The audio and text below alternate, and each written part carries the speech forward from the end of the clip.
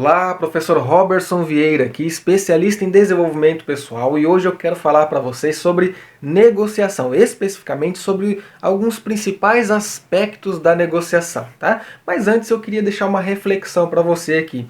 Muitas vezes, grande parte das pessoas, quando se fala em negociação, pensam logo em relações comerciais, pensam na troca, na compra e venda, mas não é só disso que a negociação se trata não, tá? Aliás, a negociação ela faz parte das relações humanas, ela está presente nas relações entre as pessoas. Como assim, professor? Nós podemos negociar prazos, podemos negociar horários, nós podemos negociar até mesmo metas pessoais e inclusive segredos com outras pessoas. Então a negociação ela vai muito além dessa coisa de comercial, de compra e venda, de troca, que envolve situações monetárias apenas, tá bom? Agora, para elencar aí, para poder destacar esses aspectos, eu quero trazer uma fábula, né, para melhor ilustrar esse nosso encontro, essa nossa narrativa aqui, essa fábula do canguru e do coelho. Preste atenção nesse conto, nessa fábula que eu vou trazer para vocês aqui e tentem identificar, nós temos aí 4 principais aspectos que fazem parte da negociação. Tentem identificar durante esse conto quais são esses aspectos. Vamos lá? Muito bem. Há muito tempo atrás, na floresta, né, onde tinha ali vários animais, incluindo os cangurus, esses cangurus eles tinham a habilidade de falar. Mas não somente de falar, eles gostavam muito de cantar. Além dessa habilidade de falar, os cangurus também eles andavam sobre 4 patas. Eles andavam de 4 como os outros animais também. E aí, como eles gostavam muito de cantar, eles cantavam o dia inteiro e gostavam e tal, mas tinha um porém. Os outros animais da floresta ficavam muito irritados com essa cantoria, porque os cangurus eram muito desafinados. Eles feriam os ouvidos dos outros animais, irritavam demais os outros animais, atrapalhavam a concentração, deixavam esses animais muito bravos com aquela situação, com aquela cantoria desafinada toda.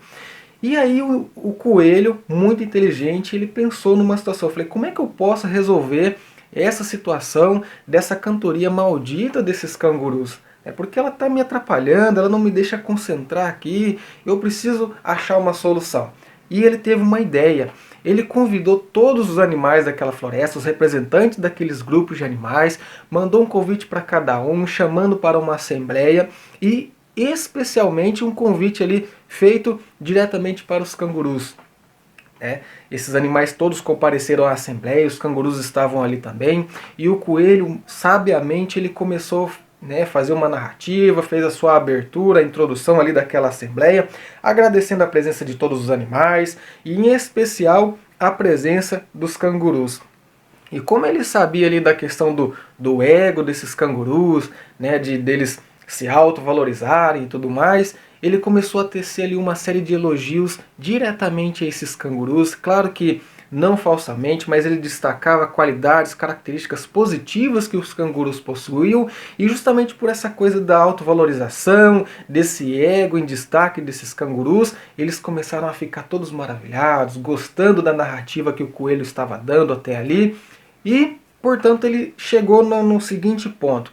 Justamente por esses cangurus serem animais tão especiais na nossa floresta, tão importantes aqui no nosso contexto, na nossa convivência, eu gostaria de propor a seguinte situação para a votação dessa assembleia, para a votação de todos os animais. Eu gostaria de propor para que os cangurus fossem os únicos animais de toda a floresta a andarem sobre 2 patas. Então foi essa a proposta que o coelho fez naquele momento.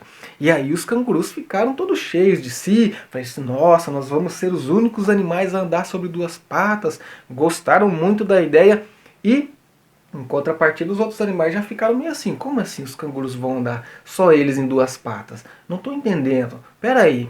E aí o coelho deu sequência na sua narrativa. Ele propôs o seguinte, mas para que os cangurus possam obter essa vantagem de ser os únicos animais a andarem sobre 2 patas, eles precisarão abrir mão de poder cantar. Eles precisarão abrir mão de continuar cantando na nossa floresta. E aí já acendeu uma luz, né, para os outros animais, onde eles gostaram dessa segunda narrativa, dessa segunda proposta, e ficaram assim, nossa, vamos nos livrar dessa cantoria maldita, que beleza, que legal, gostaram da ideia. E qual foi a conclusão? Os animais votaram e os cangurus aceitaram de muito bom grado a serem os únicos animais a andarem sobre duas patas. E os animais foram lá e votaram a favor dessa decisão.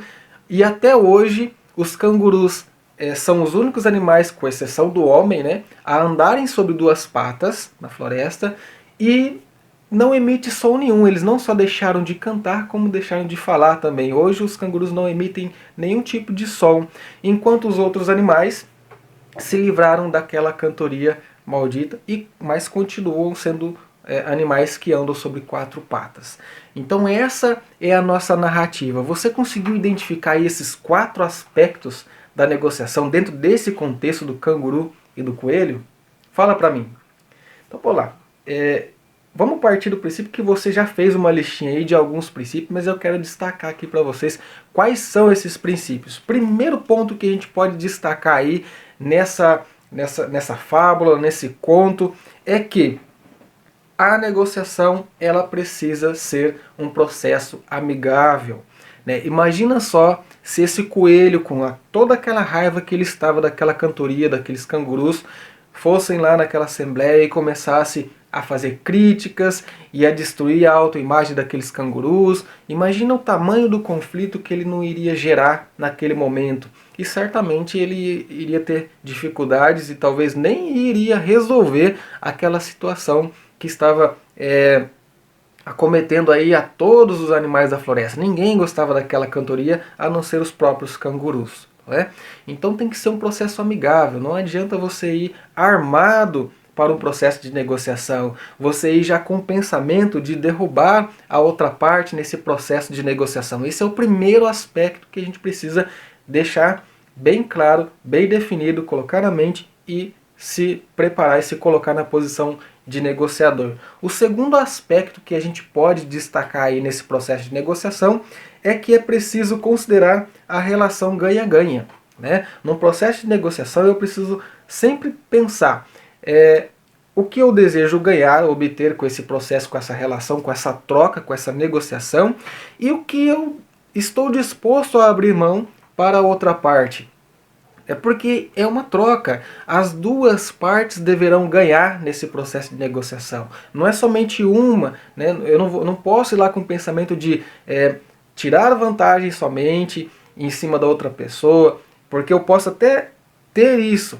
Eu posso até obter essa vantagem, mas o que vem depois? Eu estou disposto a manter uma relação só para aquele momento, ou eu quero construir uma relação produtiva, uma relação duradoura com aquela outra parte com a qual eu estou negociando? Então isso é muito importante a ser considerado. E quando eu falo de ganha-ganha, tem a ver com o valor, né, para cada parte. O que cada parte valoriza naquela troca?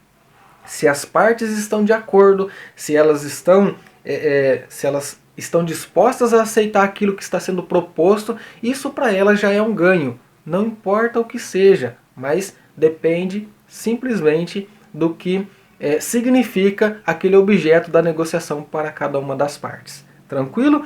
Terceiro aspecto que a gente pode destacar aqui nessa fábula do canguru e do coelho: a necessidade de conhecimento do todo. Então, quando o coelho convocou aquela assembleia e propôs aquela situação, né, aquela troca com os cangurus e para todos os animais, ele tinha conhecimento. Ele tinha conhecimento de que a cantoria dos cangurus irritava todos os animais e, portanto, votariam positivamente naquela proposta para que aquela cantoria acabasse. Ele tinha conhecimento sobre esse ego, essa autovalorização que os cangurus tinham, dessa autoestima que eles tinham, e então propôs algo que somente eles poderiam ter.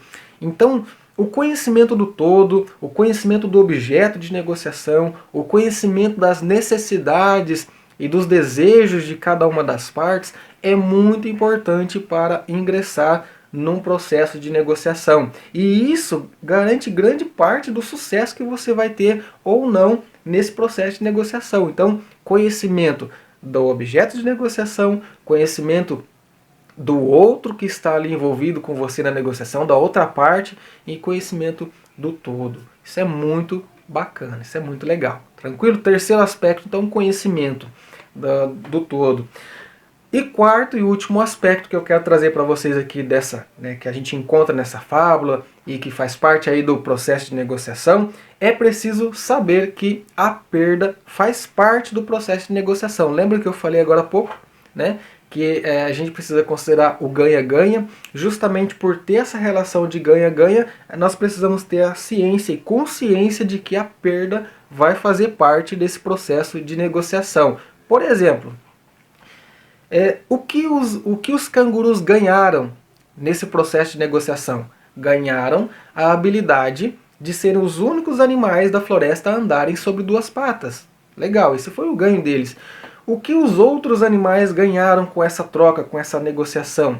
Ganharam a vantagem de não se expor mais àquela cantoria irritante dos cangurus. Esse foi o ganho para os demais animais. Mas o que foi que os cangurus perderam nesse processo de negociação? Perderam a habilidade de, ou a vontade de poder cantar. Perderam essa autonomia e liberdade de poder cantar. Então essa foi a perda dos cangurus. E os outros animais perderam o que nesse processo de troca, nesse processo de relação aí, de negociação? Perderam a chance de poder andar sobre duas patas também um dia, porque esse foi o trato dos cangurus serem os únicos animais a poder andar sobre duas patas. Então a perda, ela sempre vai fazer parte. O que a gente precisa considerar nesse processo de ganha-ganha, de perda, que envolve no processo de negociação, é que o que é que eu estou disposto a perder nesse processo de negociação? Muitas vezes o que eu estou disposto a perder é menos importante do que aquilo que eu vou ganhar para mim. E muitas vezes aquilo que eu estou abrindo mão, que eu estou perdendo, para o outro é mais importante, para ele é um ganho. E por isso ele abre mão de algo que para mim é importante. Então tudo isso deve ser considerado num processo de negociação, e isso vai depender do conhecimento, e isso vai depender da forma que você se posiciona, que você inicia, que você se coloca num processo de negociação enquanto profissional, negociador, enquanto gestor, enfim. Lembra que eu falei? A negociação faz parte das nossas relações. Cabe a você que está me ouvindo nesse momento decidir como você vai fazer isso na sua vida pessoal, profissional, enfim. Tranquilo? Era isso que eu tinha para vocês hoje. Dá um clique aí na inscrição do canal, no gostei se você gostou do vídeo. E grande abraço e até mais!